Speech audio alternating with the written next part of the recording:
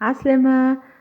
أهلا وسهلا، اش احوالكم؟ ان شاء الله راكم في خير يا ربي، ان شاء الله راكم صحة جيدة الناس الكل.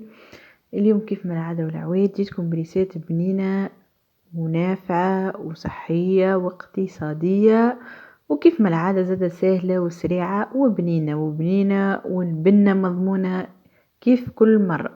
ولا كيكتنا اليوم كيما قاعدين تشوفوا بالضبط في الفيديو اللي هي الخبزة الذراع التونسية، وإلا كيكة الذراع اللي هو القصب.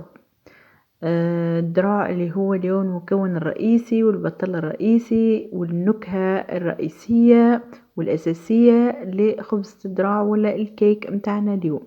ريساتنا بسيطة وسهلة واقتصادية وكلها منافع. وخبزة الذراع وإلا كيك الذراع في العادة رانا نعملوه أكثرية الحقيقة نفكروه في الطقوس، معناتها في الطقس البارد ولا في الطقوس الموسمية، يعني كما الطقس البارد ولا فصل الشتاء بصفة عامة. لهنا كما قاعدين تشوفوا البنة والفيحة والريحة قاعدة تحكي وحدها ما شاء الله. كيف ما العادة والعوايد اليوم باش نستعين بالمساعد متاعي السريع واللي في سمي حضرنا الكيك متاعنا الخليط. لهنا استحقينا كعبين عظم، يعني زوز بيض عليهم رشيشة ملح، ونحب نأكد على رشة الملح بالله في أي كيك وإلا في أي معجنات ضرورية. الملح ضروري جدا، راه الملح يعزز النكهة ويخرج النكهات البنينة اللي في كل وصفة. فوالا لأن حطينا كعبين عظم اللي هما زوز بيض وحطينا هكا رشيشة ملح. تو باش نزيدو السكر ديما نقول لكم على حسب ذوقكم. لهنا انا حطيت 5 مغارف مش معبين، 5 مغارف سكر عادي، سكر حبيبات. و بعتالي نخلطوهم بالقدا. لهنا استعملت المكسر العادي، تنجم تستعمل عادي بيدك يعني تخلط، ولا بالبرا ولا باللي تحب. انا استعملت المكسر ساهل باش يقتصر عليا الوقت. زاد لهنا زدت ساشي سكر فانيلي كما شفتوا وخلطناهم مع بعضهم. فوالا تو باش نزيد شويه سوائل. هنا عندي نصف كاس حليب معناتها دفء المطبخ، ماهوش بارد ماهوش سخون، بحرارة المطبخ. فوالا مع نصف كاس زيت. يا حبذا لو تحبوا معناتها تاخذوا كل منافع الكيك ولا خبز الذراع، يا حبذا لو تستعملوا زيت الزيتونة. اذا عندكم زيت الزيتونة راهي تزيدها بنة على بنة وكلها منافع.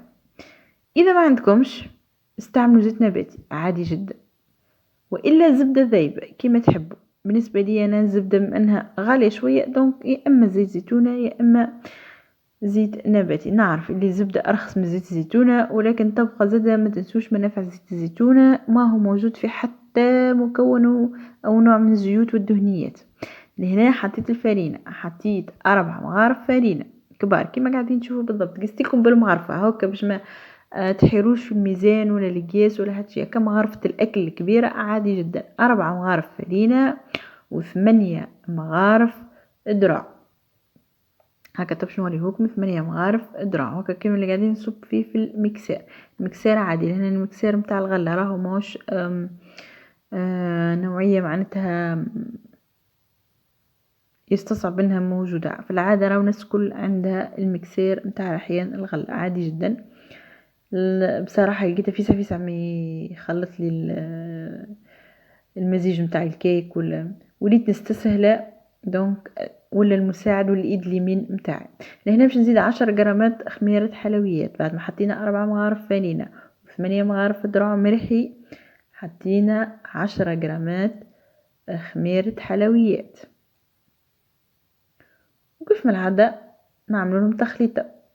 فوالا وهنا متاعنا الخليط حضر، وهذه القوام اللي نستحقوا. شوف اللون والريحه والبنه الحصيل وما نحكي لكمش. نعرف اللي ريسات هذه سبق وهبطها لكم وهكا تو تلقاها في صندوق الوصف. ريسات سهله بنينه، حبيت فقط اني نودكم بها ونذكركم فيها. ما تنسوش اللي الشتاء والفصول بقيه الفصول الموسميه كل فصل عنده مميزاته والبنة والنكهات اللي تتميز بيه. دونك الشتا ماذا بينا نستغلوا كل الحاجات اللي مناكلهمش في بقية الفصول، كل فصل نعطوه حقه من التنوع في النكهات، في نفس الوقت نستفيدوا من منافع متاع الحاجات اللي مناكلهمش ديما، يعني تكون فصلية موسمية كما الذرة كما القوارص كما برشا حوايج اخرى. فوالا هاكا باش نكثر لكم برشا ريستات اكيد متنوعه بحول الله. هاكا كل مره نودكم بحويجه سهله بسيطه تنويشه ما تاخذش برشا وقت. لهنا الكيك الخليط نتاعي حطيته في المول. منا حطوا اي بلاتو عندكم بالطبيعه، ديما اختاروا الحاجه الموجوده عندكم. لهنا اخترت البلاتو العادي اللي تعرفون تصور، اللي تتبعوا في القناه يعرفوا المول هذايا. دونك دهنت بشويه زيت ورشيته بالفرينه كالعاده، حطيت فيها الخليط وزينته باللي عندي. زينوا باللي عندكم، الزينه تبقى اختياريه وعلى حسب ذوقكم.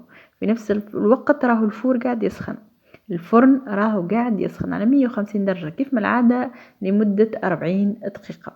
هنا زينت بشويه كما تشوفوا اللوب نتاع اليقطين ولا القرع كل واحد كيفاش يسميه. بصراحه منفع منفع منفع منفع للي متوفر ينجم يستعملهم في كل شيء، في كل حلويات والا حتى الموالح ولا المملحات. فوالا لهنا عندي الجزجان الابيض، استعملت الجزجان. راهو الجزجان زاد منفع منفع منفع، يعني فيه عدة منافع لا تحصى ولا تعد. وشوية فاكهة هكا حفينة الأكثر شوية الزينة إذا توفرت، علاش لا. عندها شوية أكاجو على شوية بيستاشيو روز، معناتها صدقوني تقريبا مغرفة كبيرة متاع ماكلة. راهو غراني هروشتها شوية شوية، كسرتها شوية شوية فقط. كثروا من الجزجان إذا عندكم جزجان، كثروا من الحاجات اللي كلها منفع. استغلوا واستفادوا من الكيكات والوصفات، وحطوا كل الحاجات اللي مناكلوهمش ديما باش ديما هكا يعطونا فايدة ومنافع. وهذه كيكتنا حضر. شفتوا كل بنة، شفتوا كل منظر، ما شاء الله تبارك الله. صدقوني ما نحكي لكمش على الريحه والفيحه اللي عاملتها لي وسط الكوجينه وتوزعتوا كلها في الدار كلها، ما شاء الله. انا نحبها برشا، راني كيكه الذرع ولا خبز الذرع راني نحبها برشا، والحقيقه نتفكرها ونطيبها ديما كما قلت لكم في فصل الشتاء. نتبننها ديما ونعتمدها ديما ك